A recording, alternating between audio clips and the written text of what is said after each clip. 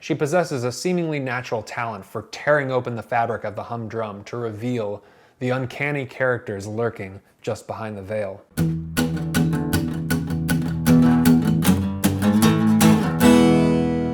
Better than food, man. Good afternoon, everyone. Welcome to Better Than Food Book Reviews. I'm your host, Cliff Sargent. Great to see you as always. How have you been? Today we have another short story collection, another horror kind of short story collection. If you weren't a fan of Robert Aickman, who I reviewed a while back, you might want to try this one out. This is a very different tone and style, but equally unsettling, most definitely. This is from a Mexican author named Amparo Dávila. A recommendation from Kit Schluter, who translated the Book of Monel, which was the last thing that I reviewed. Thank you, Kit. Really enjoyed it. Yeah, this is the Houseguest. As you can see, maybe it's a little too far away, but there's a one word from Julio Cortázar on the the bottom here, and the quote just says, it's one word, it says extraordinary. So if Julio Cortázar says your book, your writing is extraordinary, that's no small compliment. Julio Cortázar, for those of you who haven't read him, is the fellow who wrote Rayuela, or Hopscotch, and the short story Blow Up, which was turned into the Antonioni film. So like I said, Amparo Dávila is a Mexican author. This is her first collection of short stories to be published in English. She is now 90. So, sounds like she had a particularly difficult childhood, which lends itself to this, the themes of these stories. She was the only child in her family that lived. She had 3 brothers and they all died. One in childbirth, one as an infant, and one from meningitis. So a very tragic childhood. Dávila was acquainted with death and fear at a young age. She was well acquainted with them. I've read that she was influenced by Kafka, Juan Rulfo, who wrote Pedro Páramo, which is a magnificent book, and Hermann Hesse, who wrote Siddhartha, which I reviewed a while back. She was also the secretary of Alfonso Reyes, who I have not read yet, and he encouraged her to write and to publish, at a time when it was very uncommon in Mexico for women to do that, or be able to do that. And she was a friend of Julio Cortázar, and as she dedicated the funeral, the short story, the last short story in this collection, The Funeral, to him and his wife, Aurora. There was an article written in La Tempestad, which I translated via Google, that wrote, "Without a face, vague and vaporous, the creatures of Dávila acquire the exact measure of the internal fears, very personal, of each reader. Thus, the texts of the writer are just the pale contextual reference of a conflict outside her control. We are not horrified by their monstrosities, we are disturbed by the reflection of each story. It always returns our image," right? So, she never reveals anything. It's always obscure, the antagonists of these short stories, which are unsettling, to say the least. Dávila herself simply says she writes about the 3 fundamental mysteries of life: love, madness, and death. That was from the Paris Review by one of the translators of this book, Matthew Gleeson. So The Houseguest. It's a collection of short stories. You could call them horror, but I'm not sure it encapsulates the atmosphere.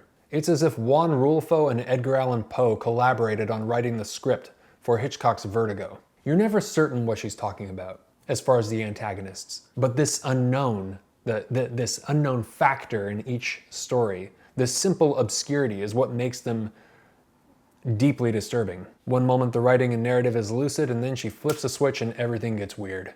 And really weird. The circumstances devolve into the fantastical. Several times I looked over my shoulder while reading them. I mean, honestly, you know that anxiety you have, like when somebody might be watching, and you're like, yeah, get back to it. It's just a little thing too. You don't even think about it. You're just checking. Not that I thought there was something there. I just, had to check. That's all. The LA Times actually described her stories as having that effect, so I guess I'm not the only one. You see, things are always watching the protagonists of Dávila's stories. Things are always creeping up or about to terrify the poor characters who find themselves in her tales. The narrators are unreliable. There's the Poe thing, but she didn't actually read a lot of Poe until after her books were published, which is interesting. There is this beautiful, dreamlike disintegration to each story, this journey into madness. Many, but not all of the characters are female. One of the most disturbing, for me, is this story called Oscar. It seems simple enough. A young woman returns from the city to her small town, where her brother, sister, mother, and father live. Nothing seems to have changed much, but then you realize that their lives are dictated by someone or something that lives in the cellar, named Oscar. They're at the mercy of this creature, this entity, someone who breaks things and howls and throws a fit if things don't go exactly as he wants. It's as if he's a freak brother who was imprisoned beneath the house, because to unleash him on the normal world would be criminal. So this housebound entity creeps out of the cellar each night to stand beside the beds of those terrified souls pretending to be asleep. He won't do anything, he'll just stare at them, and then will retreat to the cellar once more to throw tantrums anytime somebody gets out of line.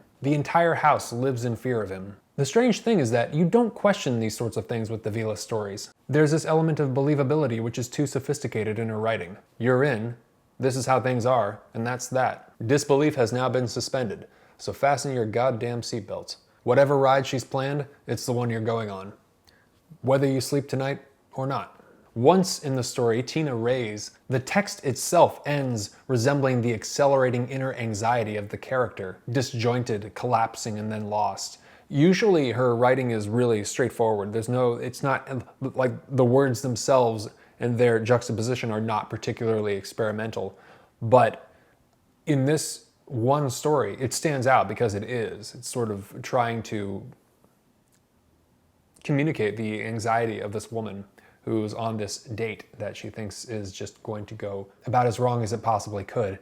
And she has this immense anxiety with this guy. We don't know if he's bad or not, but you can tell from the ending. I mean, it implies at the end that there's something deeply, deeply wrong. Whether with her or the scenario, we don't know.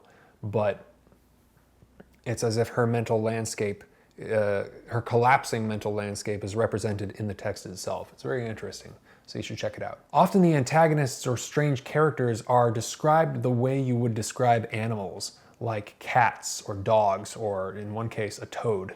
Musique Concrète is one particularly disturbing story about a man who discovers his friend's husband is having an affair. His friend has understandably been distraught because of it, but not only that, she believes the woman her husband is having an affair with is actually stalking her, sitting outside her window each night, croaking.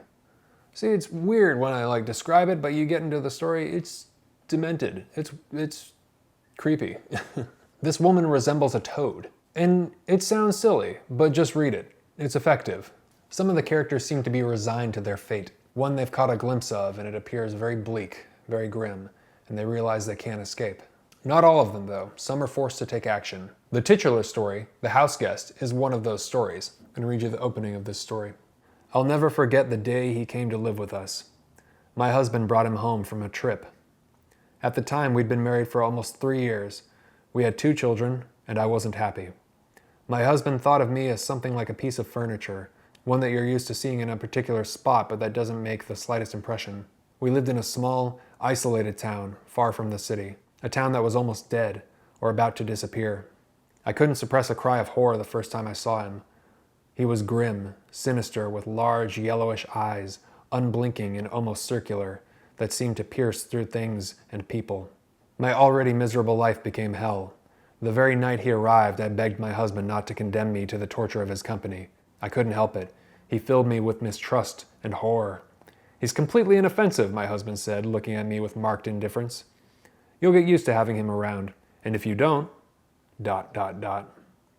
It was impossible to convince my husband to take him away. He stayed in our house. The Houseguest, right?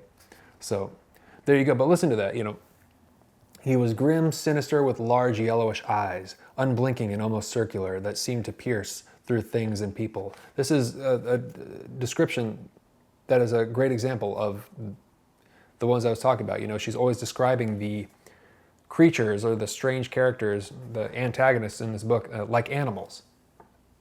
But you never actually figure out what they are. You never actually figure out if it's a dog or if it's if a couple of these characters are cats. That's a brilliant thing about her. She's employing that technique. So this woman and her maid are terrorized by this thing her husband has brought home. He's indifferent to them, so they decide they have to take matters into their own hands. They take their revenge. Loneliness is also one of the themes. The passing of time, the unwelcome appearance of death, the sense that one is being followed, one is being hounded by death, or time, or something. And maybe that's what the obscure characters, the ghosts or creatures or things that follow the protagonists, represent. The cataclysmic and inevitable invasion of death into everyday, normal, routine life, and the disruption that follows. And not just death, but mental illness, the fear of something that may or may not be there. The things we fear are never easily grasped, but Dávila is able to locate the eerie zone inside the normal. She possesses a seemingly natural talent for tearing open the fabric of the humdrum to reveal the uncanny characters lurking just behind the veil. Better than food, absolutely. So who should read it? Fans of Julio Cortázar, of course. Juan Rulfo's Pedro Páramo, like I mentioned. Edgar Allan Poe and Alfred Hitchcock. Definitely. Some stories reminded me of Ernesto Sabato's The Tunnel, which I reviewed. So if you enjoyed that, check this out. Who else? Kafka, definitely. If you enjoy Kafka, the short stories of Kafka. If you like short stories in general, if you like studying the art of the short story. Bolaño, I forgot Bolaño. If you like Roberto Bolaño. But she's very unique. She's got her own flavor. It's like classy horror. Now who's gonna get it for the Book and Coffee Lottery? For those of you who are new, the Book and Coffee Lottery is where I take the names of all the people who have donated $5 or more on Patreon, and I place their names into this mason jar, and I pull out one name for each review that I do. I send whoever I pull out, I send them a hard copy of the book I'm reviewing, plus a bag of coffee, roasted by yours truly. And the coffee is delicious. It's from Guatemala, this batch, and it came out very nicely, if I do say so myself. So, if you would like to get in on that, you can head over to patreon.com/books are better than food and donate $5 or more per video. I sincerely appreciate it. Hold for the bus. Motor City, man. If you are feeling generous and would like to get in on that, you can head to the description box below and click the link, or go to patreon.com/books are better than food and donate $5 or more per video to get in here. I really appreciate it. Thank you very much to all the patrons and best of luck to you. All right, here we go. All right. Oh, yeah. Ryan. Thank you very much, Ryan. Really appreciate it. You're going to receive the Houseguest by Amparo Dávila and a bag of delicious coffee. Please hit the thumbs up if you enjoyed this. Please subscribe if you have not already for more book reviews. You can also find me on Twitter, Instagram, and Facebook. Always remember, die reading. Take care of yourselves. Have a good night. I'll talk to you soon. Ciao.